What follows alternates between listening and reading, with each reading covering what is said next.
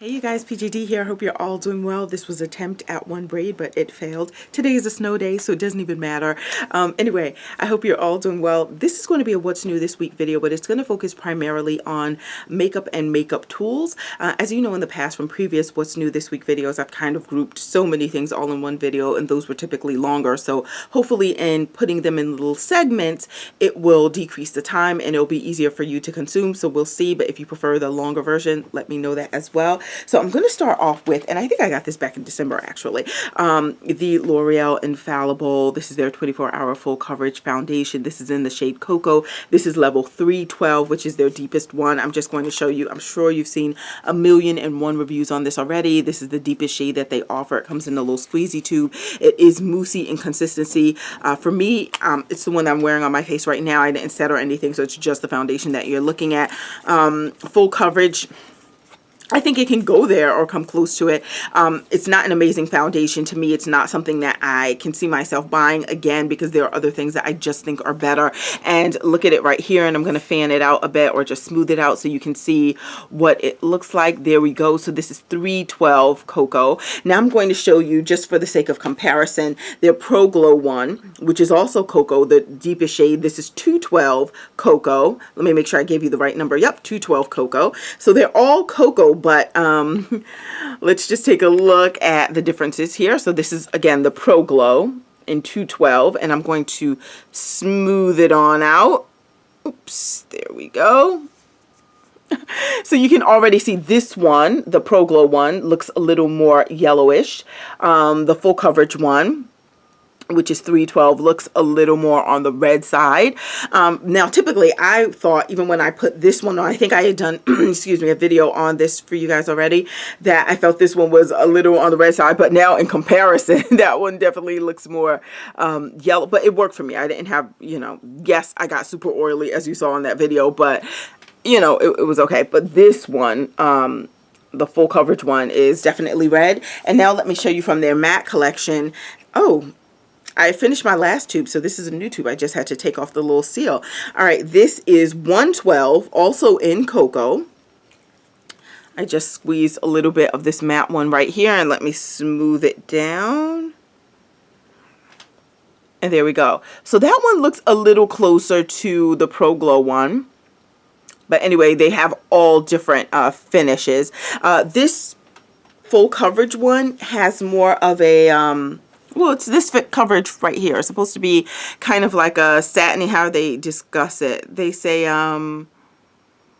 weightless. It's supposed to be a full coverage one, but to me it dries kind of satiny, more on the more matty type of side, but not for long, at least not on me. So as you can see, I've not even had it on for, I don't know, probably not even 30 minutes, and I can already see it's getting a little extra glowy. Yeah, so anyway, these are the three shades, and as I mentioned, probably would not be looking, well, I won't be investing in this one again, and I got it on sale anyway through Ulta back in, I think it was December or something, so, you know, that's how it goes. Ooh, speaking of Ulta, let me say this. In my last video where I mentioned these NYX drops, I said that, you know, Ulta did not have all the complete shade range of the NYX Total Control foundation, but maybe someone from Ulta watches my videos. I'm just kidding. I'm sure they don't. But they now have the complete line of all, I think it's 28 shades or 24, something like that. And I mentioned in that video that as long as these Anastasia Beverly Hills foundations have been out, they didn't have all those shades either. Now they do. Okay, so here we go. I'll show you the ones that I gotten. And one I already had. I kind of filmed this video already, in a sense, a couple of weeks ago, but I never uploaded it. Quality looked like trash, so I'm attempting it again today, and now it's good because I actually got my walnut one, which I did order that shade, because walnut on the Sephora site for the Anastasia Beverly Hills foundation has been out of stock for, I don't know how long, well, months, literally months, because at least from early December, and now we're in the month of February, so it's been gone for a while. But why? I don't know, because it was always in stock on the Anastasia Beverly Hills site, but I didn't go through that venue to pick it up because I would get nothing other than the products. Like no perks or anything. So I was waiting for Sephora to get it in stock, and they just never did and still don't. Even in store, you can't even swatch it. Like, I haven't seen it in store in a Sephora, specifically the walnut shade. Anyhow, the first one that I got from Anastasia Beverly Hills, and this is priced, I'll have the price below, but I know this one is 25 bucks, but I got it on sale. Even though on Ulta it said excluded from coupons, there was some coupon I had that I used it, and it said excluded from coupons, like when you go to select the foundation that you want. This one is in Truffle, the first one I'm going to show you. But guess what? When I looked at the discount, it was applied, so I did not pay the full 25 for this. But anyhow, first shade I got was in Truffle, again, because walnut wasn't even an option at that time, because I got this too back in December from the Ulta site. And let me tell you, I got Truffle because Truffle is deep with a cool undertone. Now, normally I go for a neutral undertone, but I said, let me give this a shake, and here it is. This is Truffle. And let me show you Truffle swatched out. And there's Truffle. So you can see, you can already see from the four foundations now that I have on my hand. These are all different shades. Another thing I've been interested in doing, and tell me if you're interested in seeing this, is having a video where I show you just really swatches, like me sitting there swatching through all the foundations that I own and telling you whether or not I would buy them again and what the finish is like and that kind of thing. I'm hoping it won't be too long of a video because I do have a good number of foundations, but I would try to do it as quickly as possible. So anyway, yeah, this is Truffle. And now I'm going to swatch Walnut because I do have that as well from the Anastasia Beverly Hills collection. And this is the packaging. Again, this is another one that I'm sure you've seen a million times on YouTube. But let me say this. This foundation, yes, it goes on, it kind of gives you like more of a matte kind of look. And this is, I'm not talking about setting or anything. I'm just talking about the foundation itself on my face. I'm not even talking about using it in the context of having primers on your face or anything like this. Just the foundation. I have worn it with and without primers. I can talk to you about that maybe in another video. But let me say this. Yes, on my skin, it does not last the full day, and it does get, you know, the appearance where you need to blot, right? So you get kind of that oily look. However, I like it because it looks natural. It looks really, really natural. But let me show you this. And the only other thing I want to tell you about Walnut is this. Look to Anastasia Beverly Hills because this is her product. Look to her site for the description of these colors, because if I had not done that in advance to see that, oh, I think Walnut is my shade because they describe it as deep with a neutral undertone. And as soon as I saw that on the Anastasia site, I was like, oh, that's me. Perfect. That's the one I want. But as I told you, I wanted to get it through Sephora or some other place where I could get points or perks or something.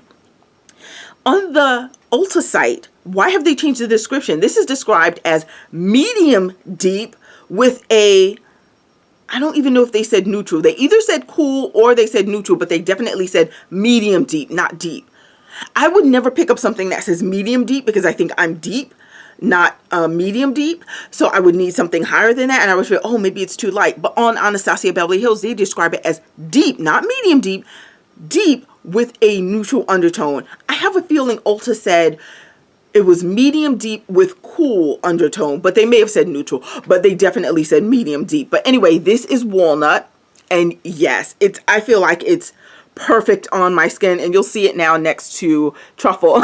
So you'll see the difference in the foundation colors I have. And actually in my foundation collection, I do have, I'm just watching the snow come down, so pretty. Anyway, I do have a variety of shades, which is why these NYX drops will come in handy as I finish up the things that are completely out of my range. Well, I don't think I have anything that's that far out of my range, but it'll help with the adjustment period because I don't plan on buying anything that is not, look, I need you to match me. Okay, that's all I need. Just deep with a neutral, match me, and that's it. So I don't really want to play with things too much anymore, but this is Walnut. And again, this is Truffle. So you can see that Truffle looks deeper than the Walnut. But Walnut, I think, when it's on my face, matches rather well. Let me show you the Walnut and the Truffle side by side. Maybe that will be helpful for some. If you want to see this like applied to the face or anything like that, let me know. So see the difference? This is Truffle and this is Walnut. Just slightly lighter Walnut, Truffle. Just slightly different.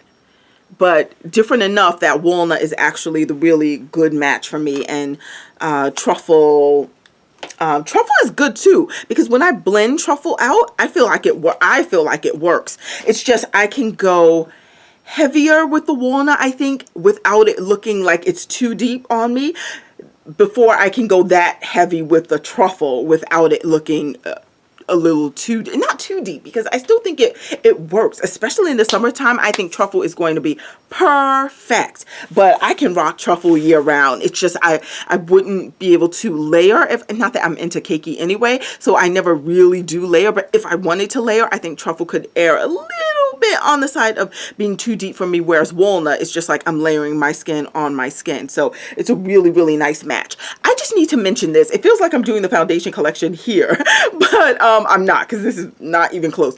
But this one right here is the old one. I shown this, I don't even know how long ago. I think when these first came out, these spray foundations from Sephora. But again, I was just going through the collection one day and I said, oh, I haven't used this in a while, sprayed it. And I'm like, I've forgotten how good of a match this was to my skin. Let me just spray it and show you. This one was in the shade Deep.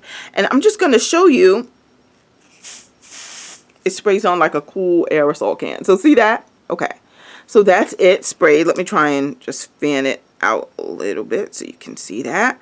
All right. So this one is Deep, and you can see it looks a little lighter than walnut, but closer into that family. But this one too is a good match. How can things that are two totally different tones be good matches for me? I don't know, but they are, right? Okay, so I went to Sephora because I was saying, oh, I've forgotten how good this is. Let me get a backup of Deep, because this is like $16 or something, not inexpensive. They completely revamped the shades that are available. Deep is no longer an option. The deepest one is too deep for me. I think it was called Almond or something. And the one just below it was, in my opinion, too light for me. It was like, it was lighter than Deep. So, and there was no in between. So I guess I better hold on to this, because there's nothing else for me and that from Sephora, the spray foundation, I suppose, anymore. So there we go with that. What I'm wearing on my lips right now is NYX. This is one of their liquid suede lipsticks. This particular one is called Downtown Beauty, and I'm just going to swatch it with you for you. So it's like a brown, but then when I put it on my lips, I feel like it looks like my sweater, like brown green or something. I'm not so much a fan of this one, though. I am okay with the formula of the suede collection. I've shown you some of the suedes in the past as well. So this is it. Looks totally brown swatched on my hand, but look at it on my lips. I guess it looks browny something. I don't know. It looks like, no, okay, it looks more brown. All right, so anyway, so this is the NYX suede. It goes on always, I think, like looking a bit glossy initially, but once it like dries down a bit more, or you smack your lips together, it looks like this. Dry, and they're comfortable on the lips. I don't have a problem with it at all. So it gives you like that matte appearance, but I could totally just wipe some off like right now. I'll just show you. Like, see? Like, it comes off rather easily, but not so easily that if I were drinking a bottle of water, it would all be gone. So the suedes, I do like the suedes.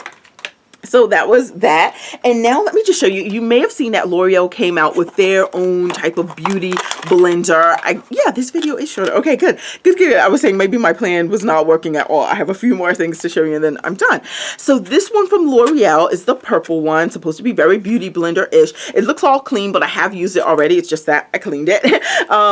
But yeah, to me, it does feel very much like a beauty blender, because I haven't been using it as long as like one of my older beauty blenders. I can't tell you if it will hold up over time as long as the beauty blender has. Like, if I continue to wash it, will it break down faster or not? So I don't know. But in terms of how it works with the product on my face, I think it's very close to the beauty blender. There's something about the beauty blender and how porous or not that it is porous, that it gives a slightly different application. This one is a bit more dense than the beauty blender, and I don't know that it absorbs as much of the product as the beauty blender, but it absorbs a lot, enough, I think, and I think it is close to the beauty blender. Not an exact dupe, but it's close, and I do like it. So I just got it just to try it, and here it is. It's called Blend Artist Infallible. It just says Foundation Blender at the bottom, and they have another one for contouring and different things. But yeah, so that one was it, and it was like $7. So if you prefer to get something a bit cheaper than the official beauty blender brand, then you can do that, because that one feels really close. But you already know my all-time favorite, especially if you want to go cheap, would be the Alcone sponges that break down to about 33 cents each, but for the pack it's like $2.50 for like a pack of 8. So those are really, really awesome. I got this from Elf. And, you know, people use these things, it says Elf on the back, to clean their brushes, or maybe it should go this way with my fingers, not really sure. But anyway, to clean their brushes. And you know what? I never gotten one of these little mats or whatever they're called in order to clean off the brushes. So I saw this in the Elf store. I went into an Elf store and I saw this, and I think it was priced at 10 bucks. I'll have it down below. And I used it. I've used it more than once, and I don't know. I'm not in love with using a mat to clean my brush. I feel like I'm just so much more effective with just my hands, but maybe, I don't know. I mean, it helped. It was okay. Like if I just want to swizzle it around on this product, and it definitely did help to clean my brushes, but I just felt like it slowed me down a bit. Maybe that's just in my mind. Maybe I should time myself, but this is it. If you're into one of those sponges or you're eager to get them, then you may want to check that out.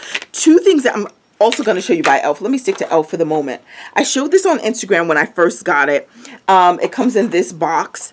This is the Elf Multi-Blender Massager. That's what they call it. Sorry, I didn't even show you that. Multi-Blender Massager. It's this brush. This is like almost like acting as a mirror almost. So you see the camera right there. But anyhow, they call it a massager because it has these little, like, if you could see these little nodules right here, these little like bumps in it. I know it doesn't look exactly clean. You may see a little foundation thing there, but anyhow, I'm gonna clean brushes later today, snow day. But anyhow, this right here is wonderful. I'm not gonna say that it's a massager, that I feel like I get a massage from this. I'm not gonna go that far, but what I will say is that it feels comfortable on the face.